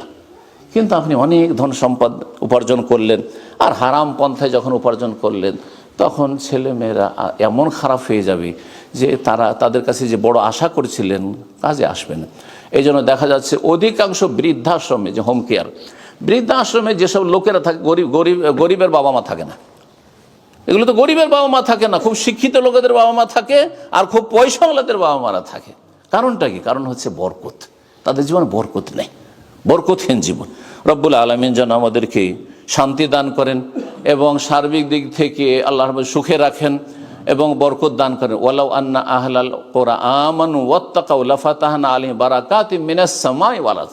আল্লাহ বলছেন যে দেশবাসী, আহলাল কুরআ, জনপদের লোকেরা, এই হাইডের মানুষরা, এই মুসলিম সমাজের লোকেরা, বিশ্বের মানুষরা যদি আমানু ইমানদার হয়ে যেত, ওয়াত্তাকাও এবং গুনাহ থেকে বেঁচে থাকতো, পাপ থেকে বেঁচে থাকতো, হারাম রোজগার থেকে বেঁচে থাকতো, হারাম উপার্জন থেকে, ইনকাম থেকে যদি বেঁচে থাকতো, আর হারাম জায়গায় খরচ করা থেকে বেঁচে থাকতো, পাপাচার থেকে বেঁচে থাকতো, তাহলে লাফাতাহনা আলাইহিম, আল্লাহ বলছেন আমি খুলে দিতাম তাদের জন্য, উন্মুক্ত করে দিতাম বারাকাত, বহুমুখী বরকত, বহু বচন আল্লাহ বলেছেন এখানে, বহুমুখী বরকত খুলে দিতাম, মিনাস সামাই, আকাশ থেকেও এবং জমিন থেকেও, চারিদিক থেকে তাদের জন্য বরকত খুলে দিতাম।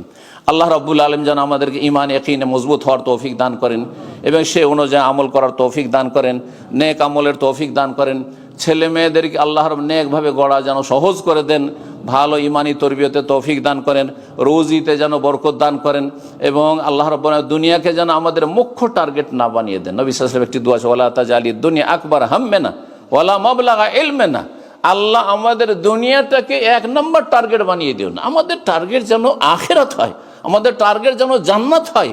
আর এই পথে চলতে গিয়ে যে আমাদেরকে জীবিকা নির্বাহ করতে হবে, দুনিয়ায় সময় কাটাইতে হবে, খরচ খরচা করতে হবে, সেই ক্ষেত্রে আল্লাহ তুমি অভাব দিও না, সংকট দিও না। নবী সাল্লাল্লাহু আলাইহি সাল্লামের আরেকটি হাদিস রয়েছে, সেটা দিয়ে শেষ করছি। নবী সাল্লাল্লাহু বলছেন যে 3টি নিয়ামত যদি কারো কাছে থাকে, একবারে ক্ষুদ্র নিয়ামত মনে হচ্ছে, 3টি নিয়ামত যদি থাকে তো গোটা দুনিয়া আপনাকে দিয়ে দেওয়া হয়েছে, এত কি চান আপনি। তিরমিজির হাদিস এবং হাদিসটি হাসান।